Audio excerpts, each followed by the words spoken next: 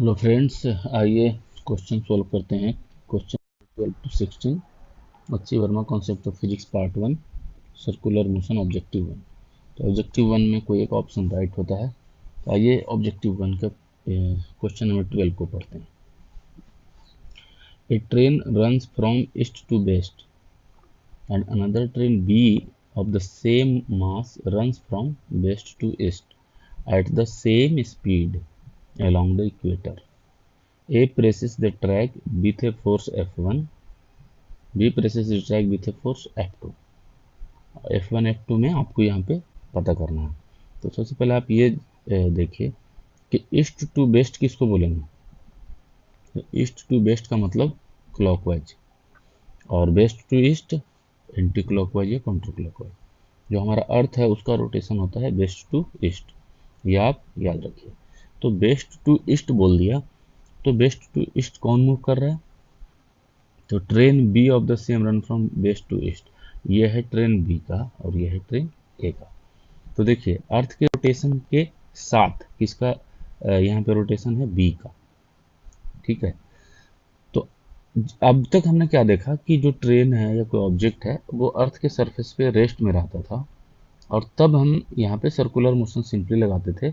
वो क्या होता था कि इस ऑब्जेक्ट पे लगने वाला एक अट्रैक्शन फोर्स, ग्रेविटेशनल फोर्स, और इसके सरफेस पे होने के कारण इसका एक नॉर्मल कॉन्टैक्ट फोर्स, ऐसा बोल सकते थे।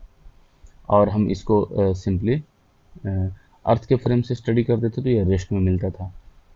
ठीक है, अर्थ के फ्रेम से रेस्ट में हमें ये मिलता था, तो हम यहाँ पे सर्कुलर मोशन लगा देते थे अर्थ के फ्रेम से।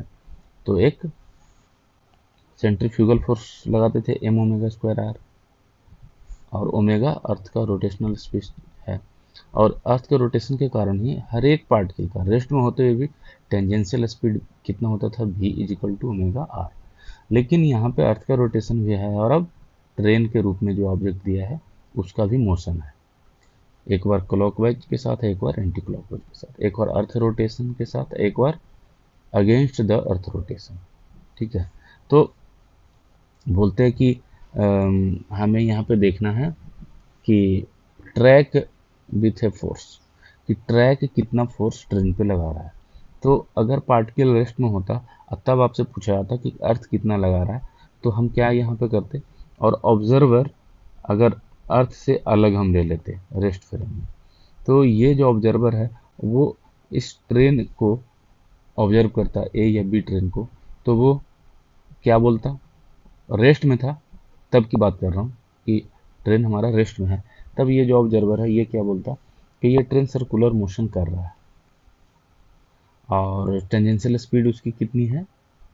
v, capital V is equal to omega. तो ये वही टेंजेंशियल स्पीड है जो अर्थ का होता, और इस केस में हम इस ट्रेन का मोशन ऑब्जर्व करते और इस पर क्या क्या फोर्स लगाते। अर्थ से बाहर का ऑब्जर्वर है वो भी क्या ऑब्जर्व करता है कि इस पे एक mg लग रहा है ग्रेविटेशन, और ट्रैक इस पे एक नॉर्मल कॉन्टैक्ट फोर्स लग रहा है, और ये ट्रेन जो है सर्किल में मोशन कर रहा है, ये ऑब्जर्व करता। तो हम यहाँ पे लिखते फिर सर्कुलर मोशन से कि mg minus n is equal to m और capital V mv square by है। इतना टेंजेंशियल स्पीड है तो टुवार्ड सेंटर इतना एक्सेलरेशन होगा, तो टुवार्ड सेंटर नेट फोर्स ये वाला होगा, और टुवार्ड सेंटर नेट फोर्स क्या है? mg minus n। तो ये लिखते यहाँ पे क्या है कि ये जो ट्रेन है इसका भी अब स्पीड है, तो ये जो ऑब्जर्वर है इसके स्पीड कितना बताएगा? जो पहले अर्थ के कारण होता था उससे कुछ और अलग बताएगा। यहाँ पे अब हम दोनों को, ए और बी को अलग अलग स्टडी करेंगे। तो हम क्या देखेंगे कि सबसे पहले बी को देख लेते हैं, क्योंकि बी की स्पीड जो है अर्थ के रोटेशन के साथ है।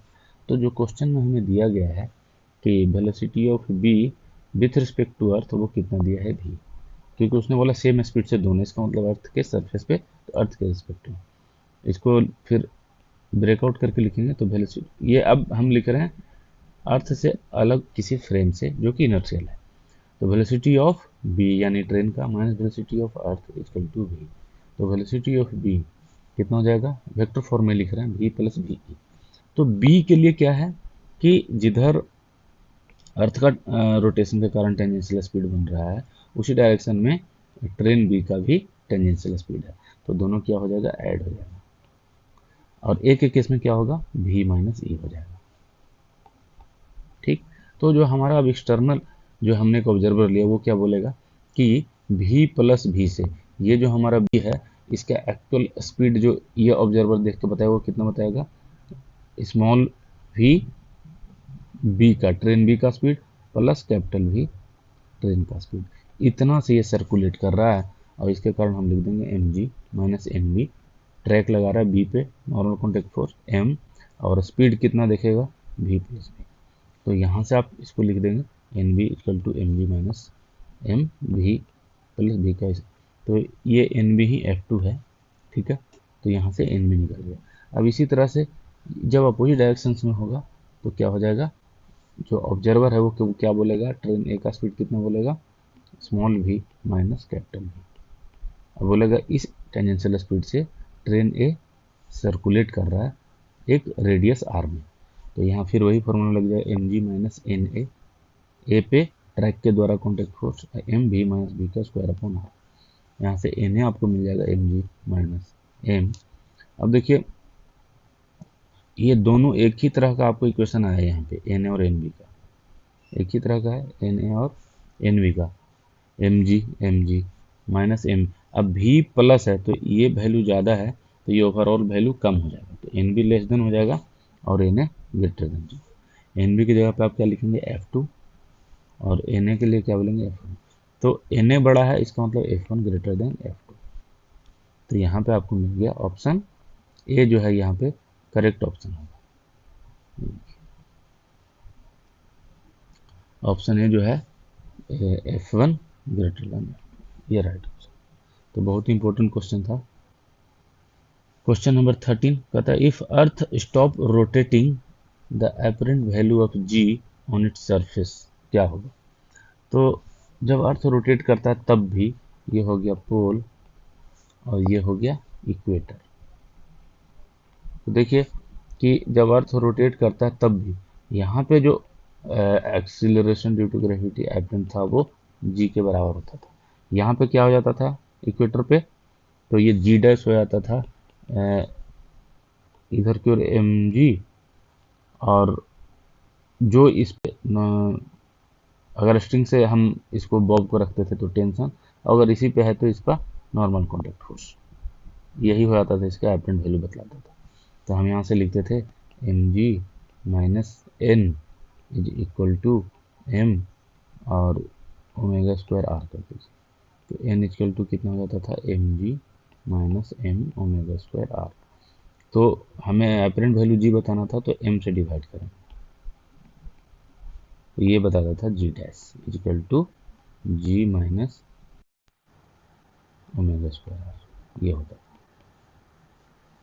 तो ये इक्वेटर पे होता था जी माइनस, अब रोटेशन बंद हो गया तो ये ओमेगा क्या हो जाएगा, zero.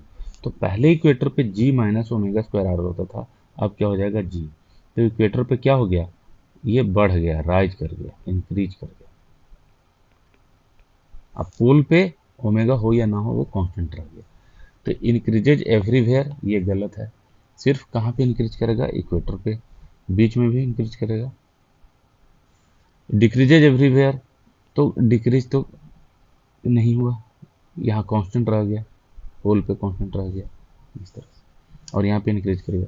Remain the same everywhere, same रहेगा सिर्फ पोल पे, बाकी जगह चेंज होगा, ये भी गलत। इंक्रीज एट सम प्लेस, तो इंक्रीज कहाँ पे होगा, इक्वेटर पे, and remain the same at other places, pole पे क्या हो जाएगा, सेम। इसका मतलब ऑप्शन डी जो है सही ऑप्शन।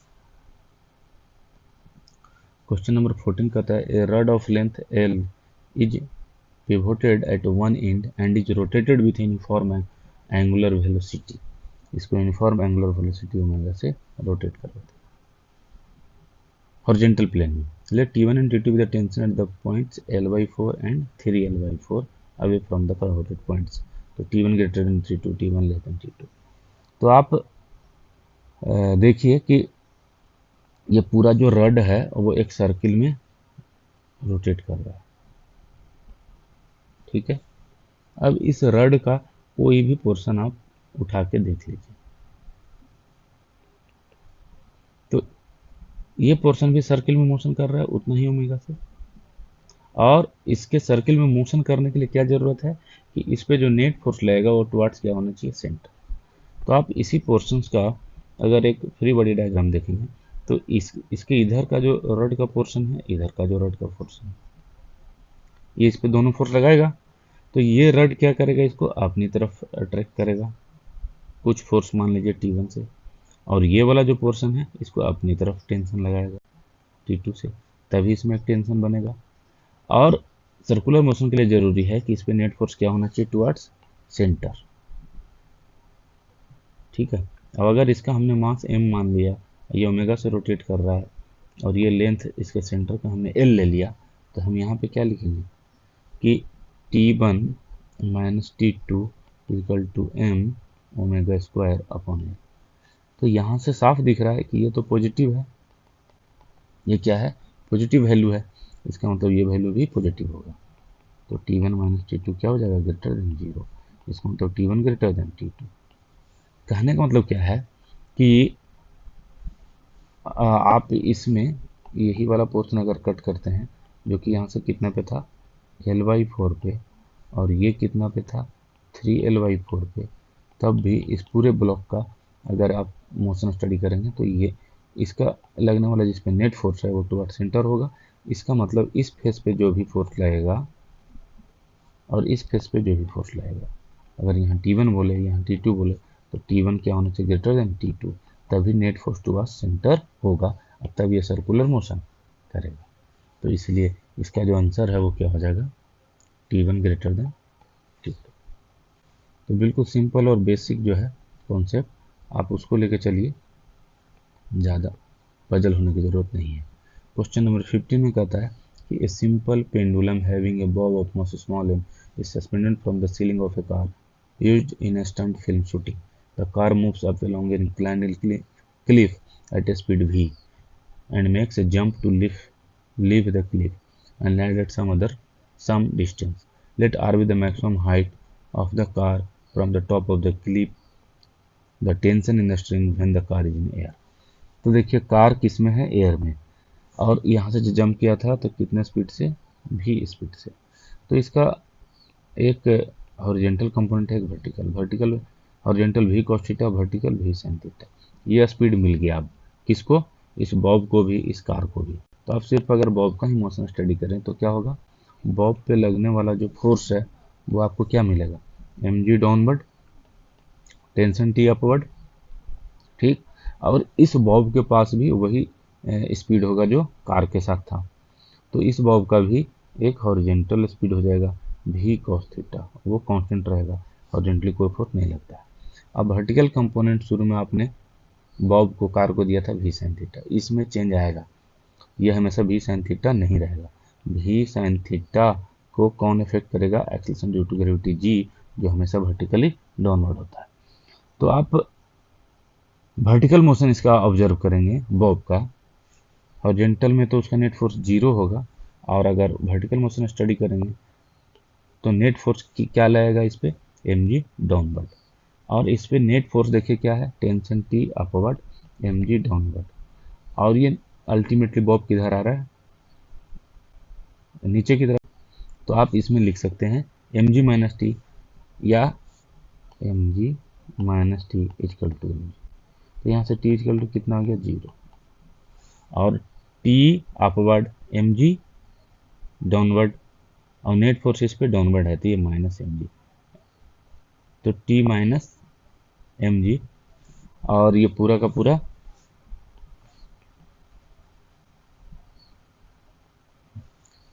पूरा जो हमारा बॉब सिस्टम है वो फोर्स के रिगार्डिंग अब देखें तो कहाँ आएगा, डाउनवर्ड। तो नीचे का फोर्स यहाँ पे पॉजिटिव मान लेंगे, तो हो जाएगा mg minus T equal to m, और ये पूरा सिस्टम वर्टिकली डाउनवर्ड एक्सलेटेड है g से, तो ये mg, तो यहाँ से t इक्वल टू आपको क्या मिल जाएगा, 0। तो इसका जो राइट ऑप्शन होगा वो क्या हो जाएगा, डी ऑप्शन हो जाएगा, 0। अब आते हैं क्वेश्चन नंबर 16 पे। ये ऑब्जेक्टिव 1 का लास्ट क्वेश्चन है, काफ़ी इंपॉर्टेंट क्वेश्चन है सारे के सारे। Let theta denote the angular displacement of a simple pendulum oscillating in a vertical plane if the mass of the bob is m, the tension in the string is mg cos theta, always never at extreme position at mean position। तो हमने यहाँ पे दो position ले लिया, यहाँ पे एक ले लिया मीन पोजीशन। तो मीन पोजीशन पे आप इस बॉब का मोशन स्टडी करेंगे तो क्या देखेंगे, आई वर्टिकल सर्किल में कर रहा है मोशन, जहाँ पे जी जो है डाउनवर्ड होगा, तो इस पे एम जी डाउनवर्ड एक लगेगा फोर्स और स्ट्रिंग इस पे टेंशन टी लगाएगा। और मीन पोजीशन पे बॉब का अपना स्पीड होगा, या तो इधर होगा या तो इधर होगा भी स्पीड से। तो यहाँ पे आप इसका सर्कुलर मोशन होगा अगर एल लेंथ का स्ट्रिंग है, तो नेट फोर्स क्या होगा टुवर्ड्स सेंटर, इसका मतलब T minus M G equal to M भी स्क्वायर अपॉन एल, ये हो गया। तो ये मीन पोजीशन का टेंशन है, लेकिन ये बोल रहा है कि the tension in the string is M G cos theta, always कहाँ नहीं हुआ ना, मीन पोजीशन पे नहीं हुआ, तो ऑलवेज वाला जो ऑप्शन है वो हो गया गलत। नेवर, अब देखते हैं एट मीन पोजीशन, तो मीन पोजीशन पे तो T minus M G, T equal to M G plus M G square by L, इन दोनों को ऐड करके मिलता, तो ये भी ऑप्शन गलत हो गया। अब बच गया नेवर और एक्सट्रीम पोजीशन। तो एक्सट्रीम पोजीशन पे मतलब थीटा एंगुलर डिस्प्लेसमेंट हो गया, उसको एक्सट्रीम पोजीशन बोलेंगे। तो यहाँ पे जो है हम इसका फिर एफबीडी देखेंगे, तो एक्सट्रीम पोजीशन पे स्पीड क्या हो जाता है, जीरो, ठीक है। तो इस पे देखिए फोर्स क्या लगेगा, M G downward, tension T इधर, ठीक है, और इसका एक कंपोनेंट आप इस तरह से ब्रेक कर लीजिए, तो ये भी थीटा होगा, तो एम जी कॉस थीटा, और टेंजेंशियली एक लगेगा एम जी का component M G sine theta. तो यहाँ पे देख लीजिए कि स्पीड क्या हो गया, जीरो, और इस पे लगने वाले फोर्स इस तरह से हो गए। तो जब इस तरह से आप ब्रेकआउट करेंगे तो एक लेंगे स्ट्रिंग के साथ या सर्कुलर मोशन के साथ का, तो ये क्या हो जाएगा, T इज इक्वल टू, देखिए T minus M G cos theta is equal to, तो यहाँ पे स्पीड हो गया इसका जीरो, इसका कोई एक्सीलरेशन अभी नहीं है। स्पीड जब जीरो, तो सर्कुलर मोशन में क्या बोलता है कि जब उसके पास स्पीड होगा तब टुवर्ड सेंटर उसका कितना होगा, एक्सीलरेशन भी स्क्वायर अपॉन आर से। तो यहाँ पे स्पीड जीरो हो गया, इसका मतलब ये क्या हो गया, जीरो। तो यहाँ से टी इक्वल टू क्या मिल गया, एम जी कॉस थीटा। तो ये कहाँ पे मिलेगा, सिर्फ और सिर्फ एक्सट्रीम पोजीशन पे। तो बोलता है कि M G cos theta never, ये भी गलत है, होगा कहाँ पे होगा, एट एक्सट्रीम पोजीशन। तो ऑप्शन सी इसका राइट ऑप्शन है। तो आपको हमारा ये सॉल्यूशन, ये लेसन कैसा लगा जरूर बताइए, और शेयर कीजिए हमारे चैनल को, सब्सक्राइब कीजिए दोस्तों के साथ। कोई क्वेश्चन हो, कमेंट हो, ज़रूर करें, और भी लेसन के साथ मिलेंगे। Thank you.